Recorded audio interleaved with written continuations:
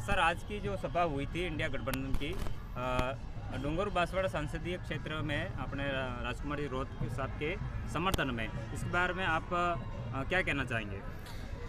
हम गंगानगर से आए हैं और गंगानगर में बीजेपी का मोर्चा बुलाने के बाद जो अन्य 13 सीटें राजस्थान में रह रही हैं उन पे मोर्चा बुलाने के लिए आए हैं। हमारा यहाँ आने का उद्देश्य था भाई जो आदिवासी मजदूर किसान और छोटे दुकानदार का भाईचारा है उसको मजबूत हो। हम आकर आपको मैसेज दें और हम मैसेज देने में सफल रहे हैं कि राजस्थान में परिवर्तन आ रहा है। तानाशाही के खिलाफ इस बार जनमानस ने मन बना लिया है। संविधान को बचाने के लिए, जंगल जल जमीन को बचाने के लिए इन तानाशाही सरकारों को स्पेशल तौर सरकार नहीं है, एक व्यक्ति विशेष या 2 जोड़ी है जो सरकार को चला रही है, उनको बदलाव के लिए हम अभियान चला रहे हैं। 4 जगह हम मोर्चे लगा के बैठे हुए हैं। उसी आंदोलन को आगे बढ़ाते हुए आज आपके बीच आए थे और आपके लोगों ने बहुत प्यार दिया। ऐसे लगा ही नहीं कि हम आदिवासियों के बीच है, ऐसे लगा हम मूल निवासियों के बीच है और मूल निवासी एकता का नारा बुलंद करते हुए आगे बढ़ रहे हैं। धन्यवाद सर। जैसे पिछली बार भी किसान आंदोलन हुआ था और 3 काले कानून जो थे उस बारे में पूरे देश के आदिवासियों ने आंदोलन किया था और इसके बाद में प्रधानमंत्री नरेंद्र मोदी में किसान आंदोलन जो हुआ उसके बाद में और 700 के आसपास किसान भी शहीद हुए। इसके बाद में उन्होंने कुछ नहीं बोला और पुनः अभी किसान आंदोलन चल रहा है और अभी भी उन्होंने किसी प्रकार का कोई एक्शन नहीं लिया और ना ही समर्थन मूल्य को बढ़ाने के लिए उन्होंने कुछ कहा। इसके बारे में क्या कहेंगे आप?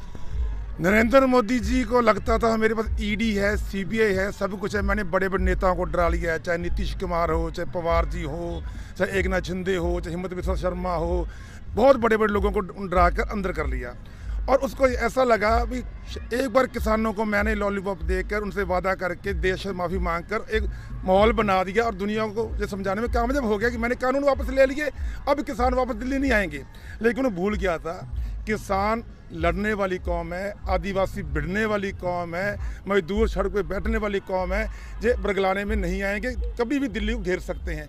पुनः जब मोदी जी अपने वादे से मुकरे तो हमने मन बनाया कि दोबारा घेरेंगे। इस बार फायदा क्या हुआ, जैसे आपने बताया पिछली बार आदिवासियों ने आंदोलन किया था, लेकिन इस बार जो आंदोलन है किसान मजदूर आदिवासी संयुक्त कर रहे हैं। हम मानगढ़ में आए थे, आपसे मिले थे, बातचीत हुई थी, तब पता चला हमको भी आदिवासियों की जो अनुसूची 5 है वो बहुत घातक है, उसको लागू करवाने के लिए आंदोलन कर रहे हो आप। तो इस बार क्यों ना किसान मजदूर आदिवासी मिलकर आंदोलन करें और पहली बार आज़ाद भारत में किसान मजदूर आदिवासी मिलकर आंदोलन कर रहे हैं। लड़ने वाले लोग, भिड़ने वाले लोग कामयाब होंगे और अभी तो आगाज़ है। मात्र राजकुमार रोत जी को MP भेजना ये शुरुआत है। राजकुमार रोत जी को जिताना है, लेकिन उसको जिताने के बाद लड़ाई शुरू होनी है। जिताना हमारा उद्देश्य नहीं है, उनको संसद भेजना इस बार, लेकिन लड़ाई बहुत बड़ी है।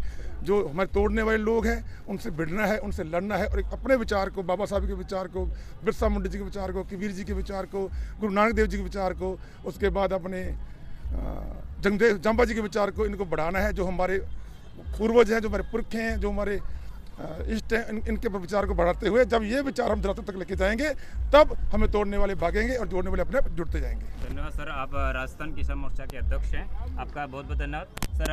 आपका नाम? रघुवीर नायक। सर आज की सभा के बारे में आप बताएं, जैसे आज का जिस तरह का माहौल था, आज भारी संख्या में भीड़ उमड़ी थी। ये जो भीड़ थी वो राजकुमार रोत साहब को सांसद बनाने के लिए यहाँ पर इंडिया अलायंस के साथ में आज का जो सभा था उसके बारे में आप क्या कहना चाहेंगे? सबसे पहले तो आपका चैनल का बहुत बहुत धन्यवाद। आप यहाँ चैनल के माध्यम से सभी को अपनी बात पहुँचा रहे हैं, हमारी सबकी बात पहुँचा रहे हैं। और मैं राजस्थान से घुमंतु समुदाय है उसका अध्यक्ष होने के नाते आज राजकुमार जी के साथ हम यहाँ पर पहुँचे हैं, उनको समर्थन देने के लिए पहुँचे हैं। और ये जो लड़ाई है ये किसी पार्टीबाजी की लड़ाई नहीं है, ये फिलहाल जो लड़ाई है जो देश की वो ताकतें जो तानाशाही पर उतर चुकी हैं, जिनको जनता ने अपना भविष्य हाथ में दिया था, वो आज न जाने कितनी भाषाएँ बोल रहे हैं, किस प्रकार की बातें कर रहे हैं, उनको घर पर बिठाने के लिए उनकी तानाशाही बंद करने की लड़ाई है।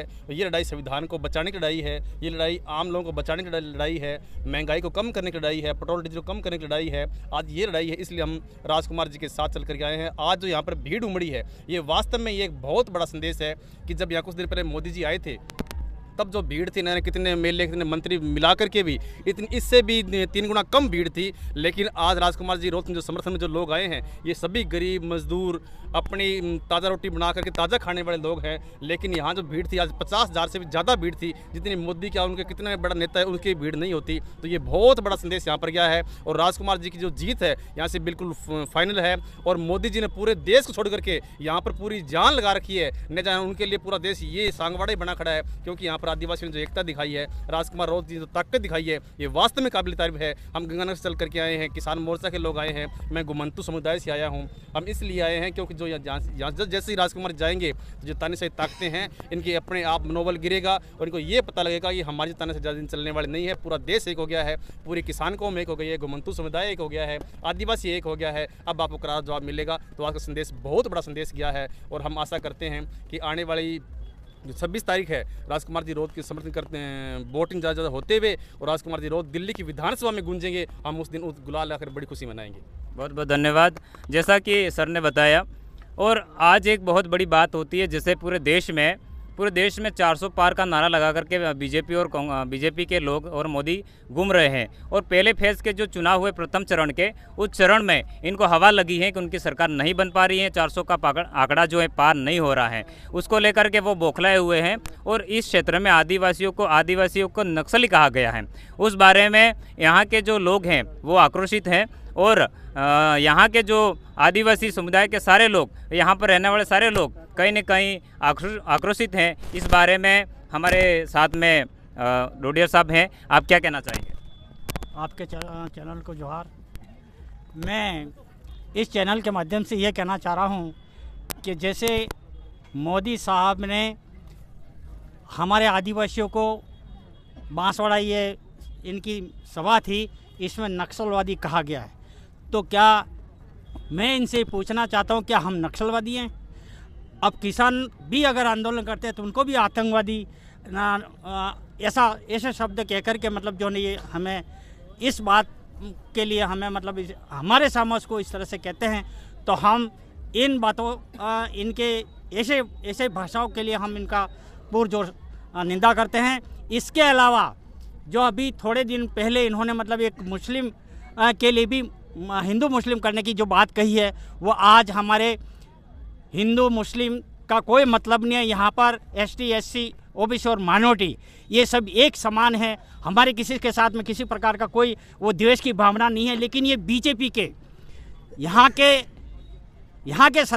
के सरकार फिलहाल भजन लाल है और मोदी सरकार के माध्यम से ये हमेशा हिंदू मुस्लिम करके हमारे बीच में झगड़ा पैदा करने की साजिश कर रहे हैं। लेकिन हम इनको अब ये लोकसभा चुनाव के अंदर पूरे देश के अंदर, पूरे भारत के अंदर हमारे इंडिया गठबंधन अलायंस हुआ है, इसके माध्यम से हम सरकार बनाने जा रहे हैं। इसलिए वो मोदी जो है बौखलाए हुए हैं।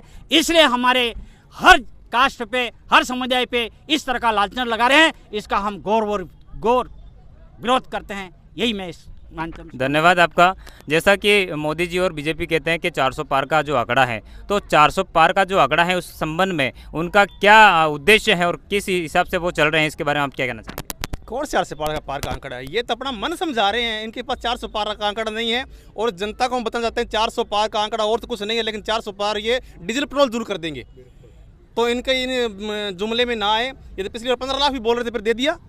ये तो अपना मन समझा रहे हैं। 400 पार मेरे को लग रहा है ये 40 पार भी नहीं होंगे। ये डरे हुए हैं, घबराए हुए हैं। और मोदी जी का ये हाल है कि उनको राजस्थान के सिवा कुछ दिख ही नहीं रहा है। उन्होंने पूरा भारत छोड़ करके सांगवाड़ा में बार बार मीटिंग कर रहे हैं और 2 से 3 हज़ार एक प्रधानमंत्री सभा में नहीं आ रहे हैं। तो ये कितनी बड़ी एक विडंबना की बात है कि प्रधानमंत्री जी बिल्कुल डरे हुए हैं। और जो यहाँ पर मुख्यमंत्री राजस्थान पर थोपा है वो तो बिल्कुल एक बच्चे की तरह है, नादान है। उसको तो यही पता नहीं क्या बोल रहे हैं। वो तो जिंदा प्रधानमंत्री श्रद्धांजलि देकर चला गया। ये ऐसे को मुख्यमंत्री हमारे ऊपर थोपे हुए हैं। तो उनको पता राजस्थान का हालात हमारा बहुत बुरा है। वो 400 पार करके अपना ही मन समझा रहे हैं और कुछ 400 पार में कुछ नहीं है। और आने वाले जो चुनाव के परिणाम है ये सबके सामने आ जाएगा। 400 पार ये होता है कि वो 400 पार किलोमीटर दूर वो चले जाते हैं। बहुत बहुत धन्यवाद आपका, आप सबका धन्यवाद। और आज की जो सभा थी वो बहुत ही शानदार तरीके से आज हुई है और राजकुमार जी राउत साहब बिल्कुल बहुत लीड से जीतेंगे, इस आश्वासन के साथ में इंडिया गठबंधन ने आज की सभा की। आप सबका धन्यवाद। इस चैनल पे